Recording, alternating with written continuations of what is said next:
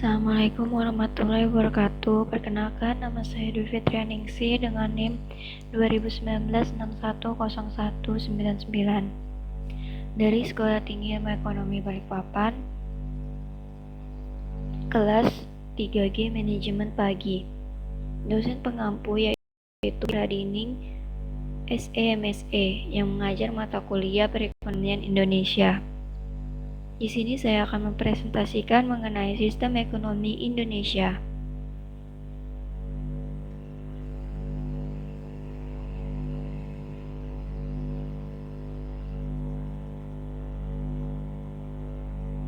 Sebelum masuk pada pembahasan, di sini ada 4 poin yang akan saya jelaskan. Yang pertama yaitu pengertian sistem ekonomi, yang kedua sistem dan sejarah perekonomian Indonesia, dan yang ketiga karakteristik sistem ekonomi Indonesia, dan yang keempat kesimpulan.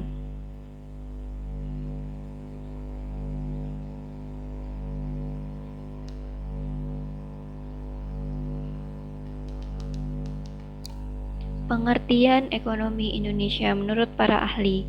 Yang pertama, menurut M. Hatta, sistem ekonomi adalah sistem yang mengatur perekonomian yang agar bisa diterapkan di dalam negara Indonesia dan harus atas dasar asas kekeluargaan. Dan yang kedua, menurut Giralso, sistem ekonomi adalah cara yang tepat untuk mengkoordinasikan perilaku masyarakat secara keseluruhan dalam menjalankan setiap kegiatan ekonomi, sehingga bisa dijadikan sebagai satu kesatuan yang teratur dan dinamis agar setiap kekacauan bisa dihindari sedini mungkin. Dan yang ketiga, menurut Dumairi, sistem ekonomi adalah suatu sistem yang digunakan untuk mengatur hubungan ekonomi antar manusia dan membentuk kelembagaan dalam suatu kehidupan. Untuk itu, sistem ekonomi juga tidak harus berdiri sendiri, tapi juga bisa berkaitan dengan pandangan, pola pikir, dan filsafat setiap manusia di dalamnya.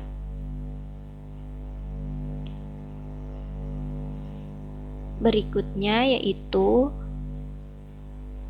pengertian sistem ekonomi. Sistem ekonomi adalah sistem yang dipakai oleh sebuah negara untuk mengalokasikan sumber daya yang dikuasainya, baik untuk perorangan ataupun instansi di negara itu.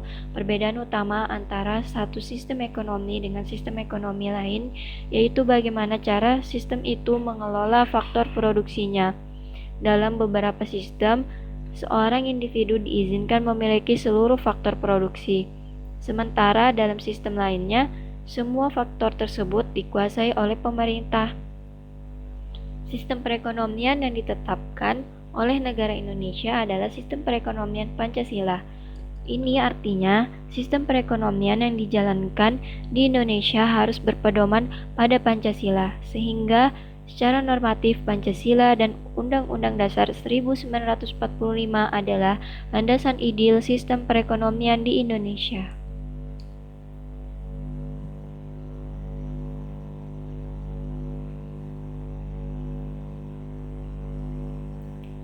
Di sini saya akan menjelaskan sistem perekonomian pasar liberalis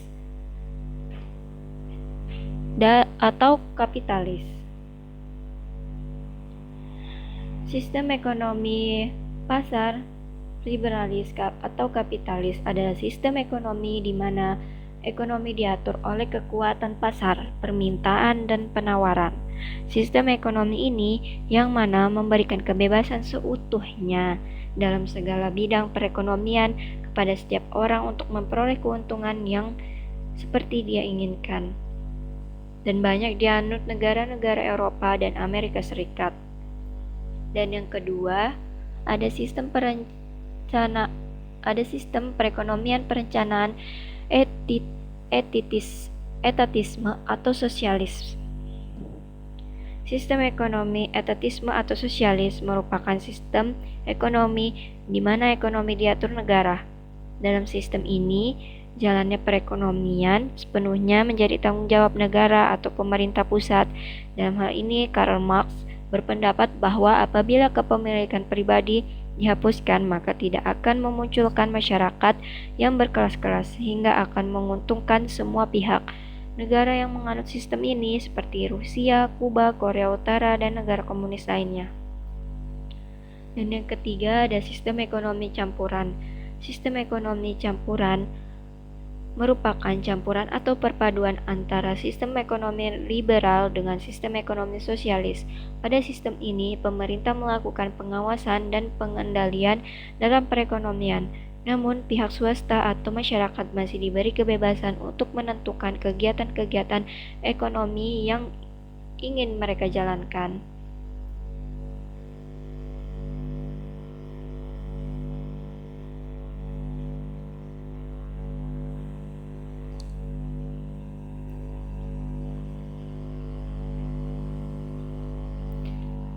Ciri-ciri sistem perekonomian yaitu yang pertama, 1. Sistem perekonomian pasar liberalis atau kapitalis. Ciri-cirinya yaitu menerapkan sistem persaingan bebas, kedaulatan konsumen dan kebebasan dalam konsumsi. Peranan pemerintah dibatasi, peranan modal sangat penting. Dan yang kedua ada perekonomian perencanaan etatisme atau sosialis. Ciri-cirinya yaitu hak milik individu tidak diakui. Seluruh sumber daya dikuasai negara. Semua masyarakat adalah karyawan bagi negara. Kebijakan perekonomian disusun dan dilaksanakan pemerintah. Dan yang ketiga, sistem ekonomi campuran. Ciri-cirinya yaitu jenis dan jumlah barang diproduksi ditentukan oleh mekanisme pasar. Hak milik swasta atas alat produksi diakui asalkan penggunaannya tidak merugikan kepentingan umum. Pemerintah bertanggung jawab atas jaminan sosial dan pemerataan pendapatan. Adanya persaingan, tapi masih ada kontrol pemerintah.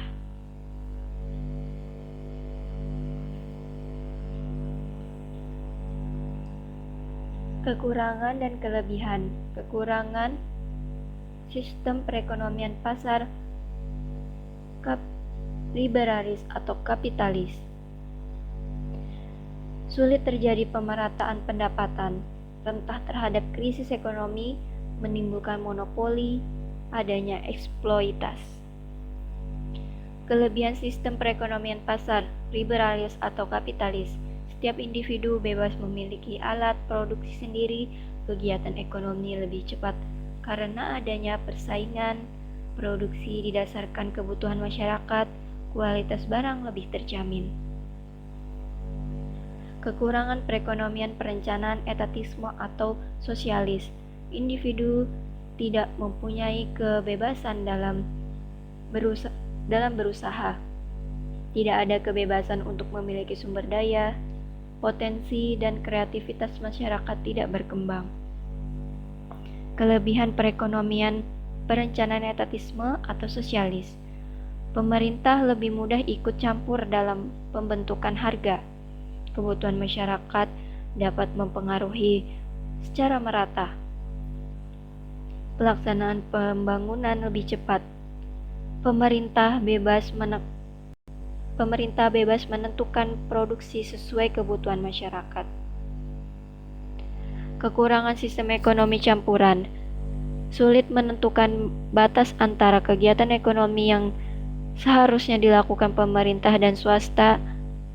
Sulit menentukan batas antara sumber produksi yang dapat dikuasai oleh pemerintah dan swasta. Kelebihan sistem ekonomi campuran. Kestabilan ekonomi terjamin. Pemerintah dapat memfokuskan perhatian untuk memajukan sektor usaha menengah dan kecil. Adanya kebebasan berusaha dapat mendorong kreativitas individu.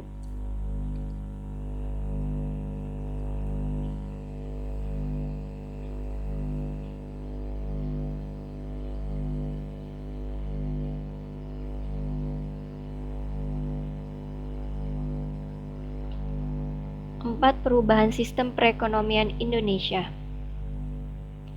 Yang pertama, Masa demokrasi liberal 1950 sampai 1957. Kebijakan ini diambil oleh Menteri Keuangan yang saat itu tengah menjabat, yaitu Bapak Saifuddin Prawiranegara. Di sini saya akan menjelaskan bagaimana sejarahnya. Sistem ekonomi Indonesia yang pertama kali diterapkan adalah sistem ekonomi liberal ini. Sistem ekonomi ini berlangsung dari tahun 1950 hingga tahun 1957. Artinya, beberapa tahun setelah Indonesia merdeka pada tahun 1945, saat itu perubahan kabinet yang sering sekali terjadi pada saat itu berdampak negatif pada lemahnya ekonomi di Indonesia. Untuk menanggulanginya, diterapkanlah kebijakan menggunting uang kertas 5.000 menjadi dua bagian.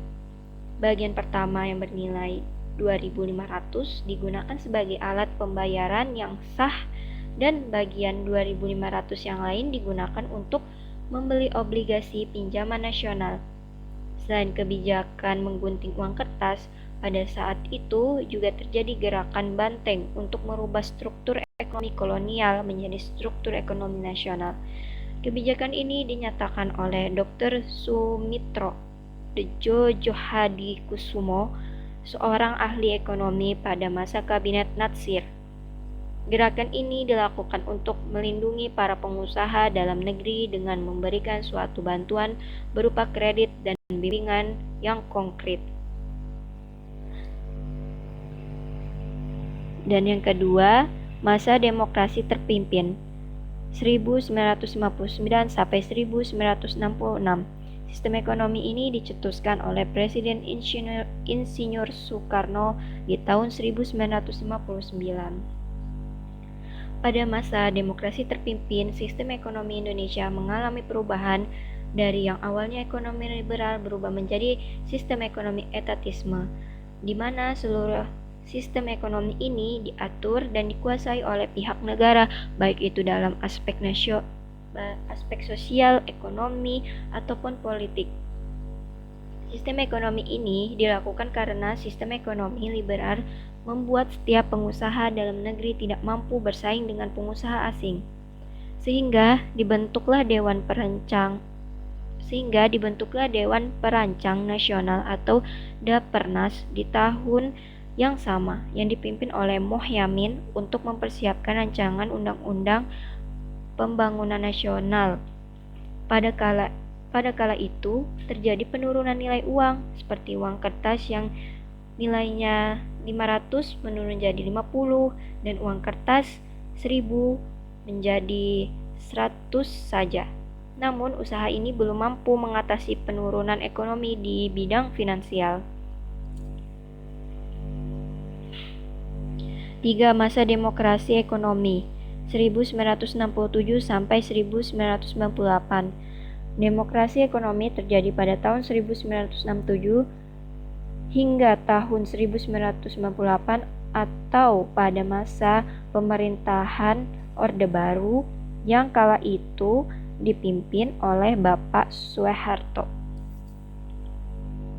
Sistem ekonomi demokrasi dapat didefinisikan sebagai suatu sistem perekonomian nasional yang merupakan perwujudan dari falsafah Pancasila dan Undang-Undang Dasar 1945 yang berasaskan kekeluargaan dan kegotong royongan dari, oleh, dan untuk rakyat di bawah pemimpinan dan pengawasan pemerintah. Pada masa ini, sistem ekonomi Indonesia menganut sistem ekonomi campuran yang di dalamnya terdapat campur tangan pemerintah bersama masyarakat yang turut dalam meningkatkan kegiatan ekonomi. Oleh karena itu, pemerintah berperan sebagai pengendali ekonomi dan masyarakat berperan penuh sebagai pelaku produksi, distribusi, dan sekaligus konsumen.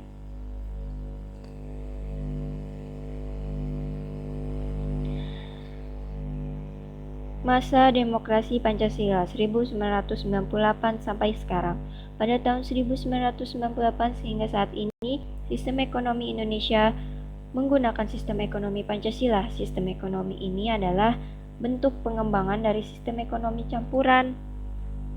Dan sistem ini digunakan di negara Indonesia.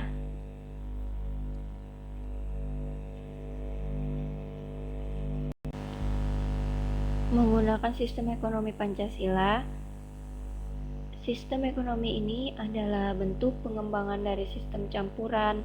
Koperasi salah satu wujud dari diterapkannya sistem ekonomi Pancasila yang berlandaskan pada pilar ekonomi kerakyatan yang berasaskan kekeluargaan.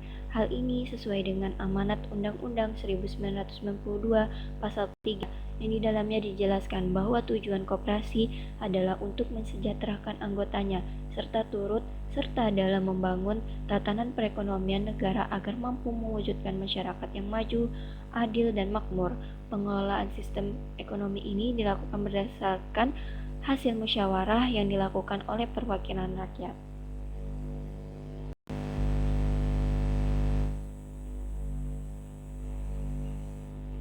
Karakteristik sistem ekonomi Indonesia. Setiap kegiatan ekonomi yang dilakukan adalah kegiatan bersama atau gotong royong yang lebih fokus dalam mendapatkan ikatan kekeluargaan.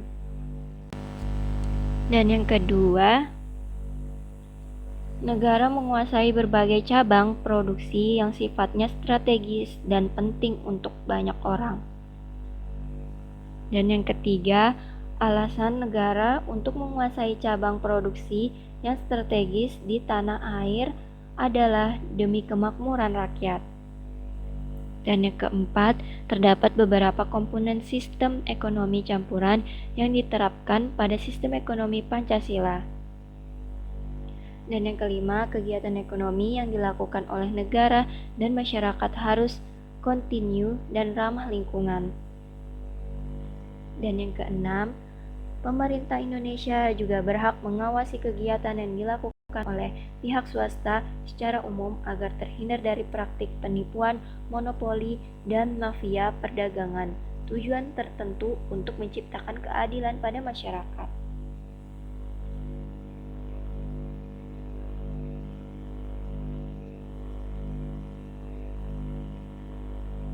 Dan yang terakhir adalah kesimpulan perekonomian Indonesia. Dengan ini diharapkan Anda mengetahui bahwa sistem ekonomi Pancasila adalah sistem ekonomi yang saat ini masih diterapkan dan digunakan di Indonesia. Karena sistem ekonomi Pancasila mampu membantu kesejahteraan rakyat, khususnya kesejahteraan para pelaku UKM yang menyerap sebagian besar tenaga manusia. Dan sistem ekonomi di suatu negara juga dapat dipengaruhi oleh beberapa faktor, antara lain ideologi bangsa, sifat dan jati diri bangsa, dan struktur ekonomi dalam menggapai tujuan kesejahteraan rakyat dan juga negara. Dan yang terakhir, terima kasih telah menonton dan mendengarkan dan menyimak presentasi yang telah saya bawakan. Assalamualaikum warahmatullahi wabarakatuh.